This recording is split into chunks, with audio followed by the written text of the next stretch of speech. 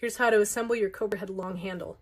The box contains the handle, the blade, and an Allen or a hex wrench.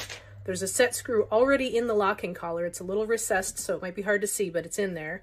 The first thing to do is back that set screw out a little bit. That way you can make sure the shaft of the blade can go all the way down inside the collar.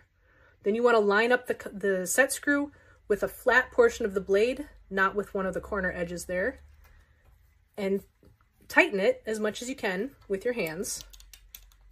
And then once you've got it really tight, take your either your original CobraHead and use that as a lever to get it as tight as you can, or if you don't have an original or a mini CobraHead, you can use a wrench to get the same effect, and now you've got a lever. You do want to make sure that the blade is in there as snugly as you possibly can get it. And now you're all set. Go pull some weeds.